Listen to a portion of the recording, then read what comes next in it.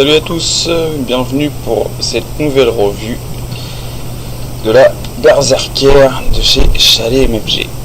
Donc, comment va se présenter le packaging? Déjà, vous allez la recevoir dans une petite boîte en carton avec le logo de la box, de la marque, la couleur. Donc là c'est une série spéciale, donc Black and Red Splatter, et le numéro de série ainsi que le site Chalet MFG où vous retrouverez toutes leurs box et matériel que vous pouvez trouver chez eux, les lipos, chargeurs, tout ce qui s'ensuit.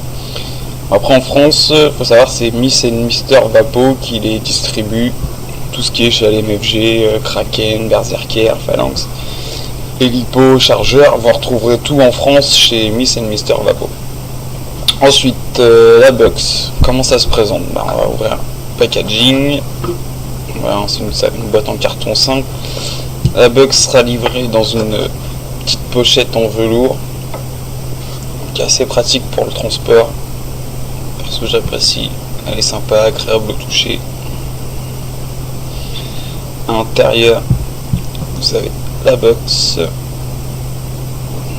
vous retrouvez le logo, le même numéro de série qu'on va retrouver sur le packaging 135. Donc voilà pour le packaging et la box. Ça c'était les premiers batchs en peinture vernis. Ça a été une série spéciale avec un splash. Là c'est un modèle unique. Ça aussi c'est un modèle vernis simple. Et maintenant les nouveaux batchs, ça sera des peintures anodisées. Peinture anodisée, après vous retrouverez toujours les mêmes choses, numéro de série, ça reste la même box, c'est juste le revêtement qui a changé. On va laisser le côté. On va faire le tour de la box, dimension, fonctionnement. Après on va voir le fonctionnement pour le chargeur, la lipo, tout comment ça se passe. Du coup, vu qu'on n'est pas sur AQ, c'est un autre mode, enfin, ça reste une box, c'est le même mode de fonctionnement, il y a juste quelques précautions à prendre concernant la lipo. Parce que ça à savoir qu'une lipo ça dégaze pas comme un AQ, ça va plus exploser quoi. Donc faut vraiment faire attention. Même si c'est des lipos qui sont faits pour, qui sont super safe, c'est des lipos de 100 ampères. Donc avant d'arriver à une telle décharge, mais bon, c'est quand même une box qui peut développer plus de 1000 watts. Si on descend à 0,15 ohms, potard à fond, elle donne 12 volts à 100 volts. Donc si vous faites le calcul de la loi d'ohm, vous arriverez à 1058 ohms. Donc pour les spécifications de la box, donc on est sur un Smart PWM qui développe 12 volts. Les dimensions de la box, ça fait 98 de hauteur, 48 excusez-moi de largeur et 34,5 de profondeur. Donc ça veut dire que pratiquement tous les atos vont passer dessus quoi. À part des gros atos de plus de 35 mm, ça sera pas flush, mais tout ce qui est en dessous de 35 mm, vous n'aurez pas de problème. Donc puissance, on en a déjà parlé, 1058 watts ça peut développer, parce qu'elle prend en minimum d'impédance 0,15 ohms. Mais bon, pour trouver un montage à 0,15 et pouvoir envoyer 12 volts, faut le trouver ce montage là. Donc les résistances mini, je viens de vous le dire, 0,15 maximum 3 volts. Il y a l'inversion, la protection contre l'inversion de polarité. Parce que sur les premiers lipos, vous aviez uniquement la fiche plus et la fiche moins que vous deviez raccorder directement à la box. Bon, après c'est pas sorcier, rouge sur rouge, noir sur noir. On sait jamais, une erreur d'étourderie. Donc ça c'était prévu que en cas d'erreur d'étourderie, elle était quand même protégée. Et donc ça a été modifié sur les nouveaux batchs il y a un nouveau connecteur avec des trompeurs, donc on peut plus se tromper, c'est plus sur plus, moins sur moins. Donc là, de ce côté là, il n'y a plus de soucis, mis à part un défaut de la batterie, la box sera quand même protégée. Courant réglable de 0 à 100%, donc on ira de 0 volts à 12 volts. La box se coupe quand la batterie sera trop faible, donc c'est un cut-off, hein. Si la lipo arrive en tension basse, la box va se couper automatiquement. Il y a une protection contre la surcharge aussi en cas de problème de lipo. S'il y a une surintensité ou une surcharge, la box se mettra en protection pour éviter de griller le chipset. Elle se verrouille par 3 clics au niveau du switch. On a un Fat Daddy, c'est un 510 Fat Daddy sur Rosser. Voilà, vous pouvez bien voir le pin descendre et monter. Switch Mytech, la lipo, c'est des lipo max amp estampillés Chalet MFG prévus pour la Berserker, parce que souvent en général les lipos c'est pour tout ce qui est voiture radiocommandée, des choses de ce genre. Donc les lipos pour box sont prévus pour ce genre de matériel.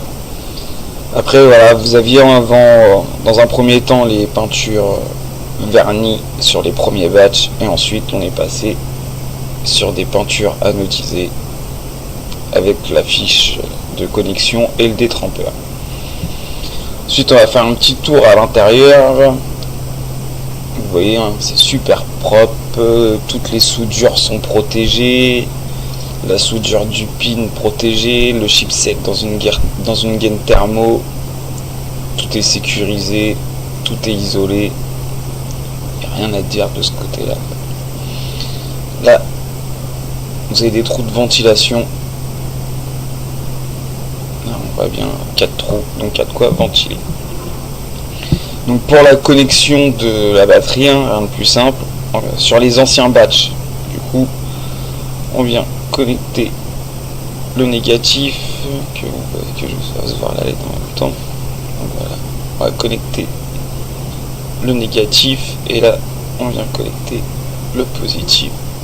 Ça s'allume, ça clignote 3 fois. 3 fois pourquoi? 3 cellules dans la lipo, donc ça clignote 3 fois.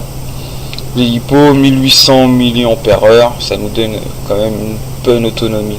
On peut tenir une journée si on va pas non plus excessivement, mais franchement j'arrive à tenir presque une journée entière sans charger. Parlant de charge, c'est une lipo, ça charge sur un chargeur spécifique, chargeur lipo, que voilà, avec la même prise que vous retrouvez sur les nouveaux batchs. Après ça change pas, hein. Même les anciennes batteries sont là. Du coup vous pouviez la connecter, il suffit de mettre le fil rouge sur le rouge, le noir sur le noir. On va le faire ensemble. Et là on s'aperçoit qu'il se passe rien, parce que il y a cette troisième prise qui va servir à la balance pour l'équilibrage de la charge de la lipo, pour charger chaque cellule indépendamment mais à la même tension. Donc ça c'est pareil, cette prise là il y a un détrompeur, vous voyez là il y a deux petites pattes qui ne sont pas de l'autre côté, donc on ne pourra pas se tromper au moment, si je veux le mettre dans ce sens là, impossible. Et là une fois que j'enclenche voilà la prise de balance, le chargeur se met en route. Donc là il va m'indiquer la tension par cellule. Donc voilà, numéro 3 elle est à 3,97, numéro 1 3,97, numéro 2 3,99. Elle est un petit peu déséquilibrée, voilà, elle est en train de faire l'équilibrage des cellules. Et on a pu voir aussi là 1,5 ampères. Je vais la débrancher du coup pour ça. Parce que on peut choisir l'intensité de charge de 0,5 ampères à 3 ampères en passant de 5 en 5. Après 3 ampères, vous allez charger la lipo rapidement, c'est sûr, en une demi-heure, 3/4 d'heure. Si elle est complètement déchargée, en 3/4 d'heure à 3 ampères, elle sera chargée. Mais c'est pas que c'est déconseillé, enfin si, c'est limite déconseillé pour la durée de vie de la lipo. Plus vous allez la charger doucement, plus elle prendra son cycle tranquillement, et meilleure sera la charge et meilleure sera la durée de vie de votre lipo. Donc moi en général, ce que je fais, je la charge à 1 ampère. Normalement on peut la charger, vu que c'est une 1800 ampères heure, on peut la charger à 1, son cycle de charge est aux alentours de 1,5 ampères. Et 1 ampère, ça charge très rapidement. Donc on peut la laisser charger à 1 ampère et prendre son temps. 1 ampère, on va dire, on va peut-être mettre une heure à la charger, approximativement. Donc voilà pour la lipo, on va mettre ça de côté. On a fait le tour de la box. Ensuite, je vous disais, on peut éteindre la box via le switch. Donc là, vu qu'on a mis la lipo, elle s'est allumée, on a vu qu'elle a clignoté 3 fois. Donc dès qu'on branche la lipo, la box s'allume automatiquement. On va lui mettre un atto. On va la laisser ouverte, que vous puissiez voir le switch, enfin la LED pardon, pendant que j'appuie sur le switch. Donc si j'appuie 3 fois,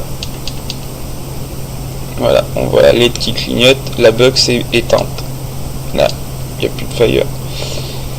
Si je rappuie 3 fois,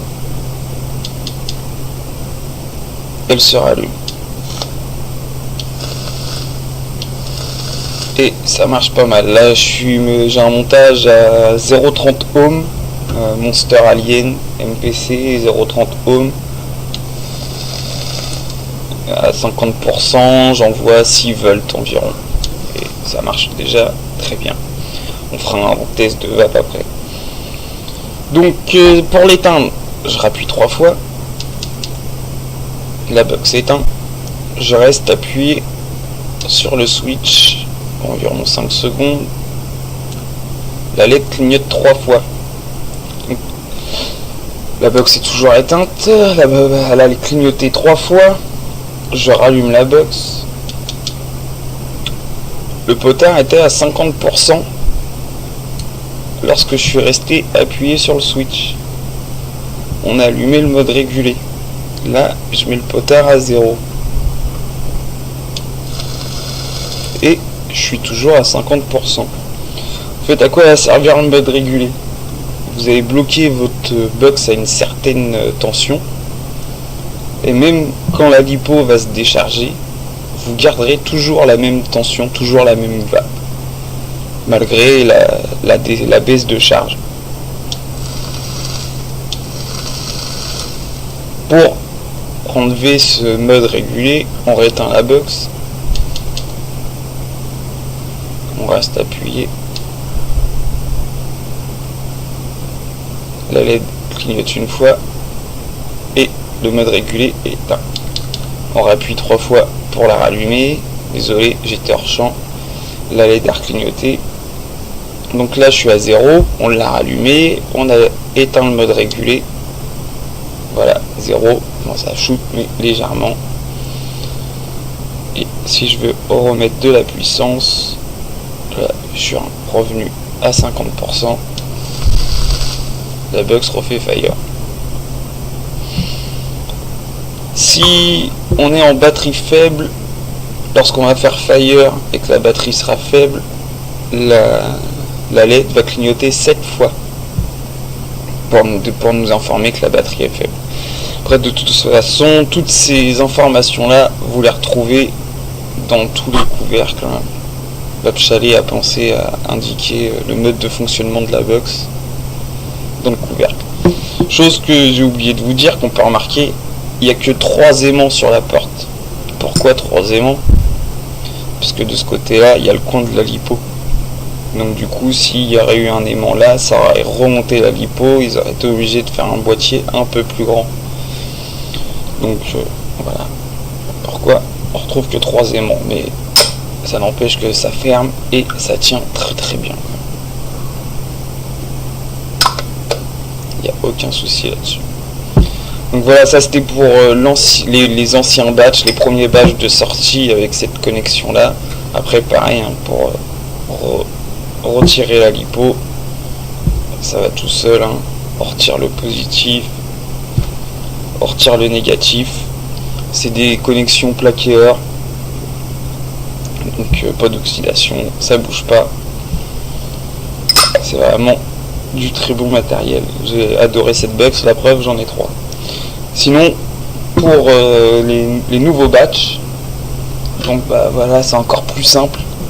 On a le détrompeur, je la retire, je prends, j'ai repris la batterie du chargeur, donc voilà, avec le détrompeur il suffit juste de venir connecter sa batterie, de ranger le tout et de refermer le capot. Voilà, là du coup avec cette nouvelle prise ça prend un peu plus de place, donc il faut juste trouver le bon emplacement pour pouvoir fermer le capot. Donc voilà, on a mis la lipo dans celle-là, on va en mettre une, non il y en a déjà une ici. Bon, celle-là, la taux, de toute façon vous allez pas voir ce que ça donne, mais bon, de toute façon c'est la même chose. On va se faire des petits tests VAP sur le Sherman. Je suis à 0,25 ohms, potard à 30%, et c'est une très bonne réactivité. On va voir ce que ça donne à la vape.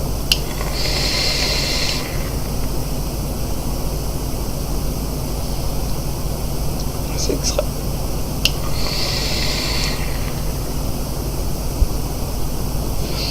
On pourrait croire que c'est une box de pour, si je peux dire, avec une vape chaude, et non, pas du tout. C'est une vape certes réactive, brute, mais douce en même temps. Ça a juste un bon volume de vape, quoi. Alors, on est pareil, on a 0,30 ohms sur l'élite. Vous avez déjà vu le montage. Pareil, je suis à 50%.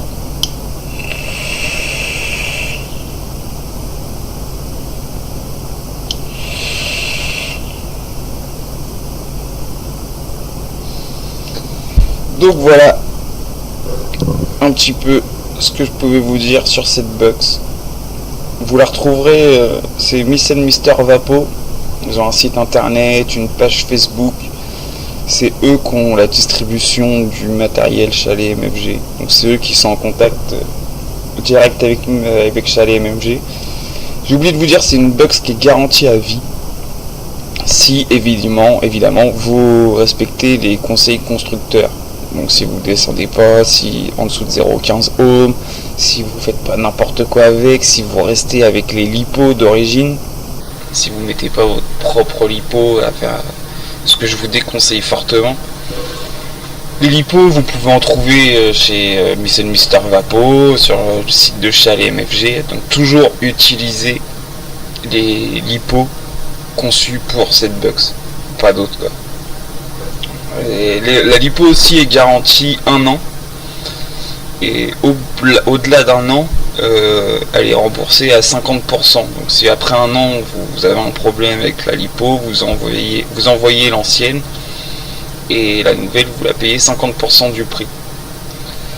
Donc voilà, je pense qu'on a fait le tour de cette box. Je vous ai donné toutes les infos que j'avais en ma possession. Là vous avez quelques exemples de setup, hein. Vous voyez que tout lui va dessus. Là, on a du 28 mm, pardon. 30 mm, non, 28,5 l'élite, c'est 28, c'est celui-là qui a 28, et le Omec à 30 mm. Donc vous voyez, tout est flush. Après je trouve que si on descend sur une taille d'atto plus petit, ça ira, mais ça fait vraiment un petit atto comparé à la box.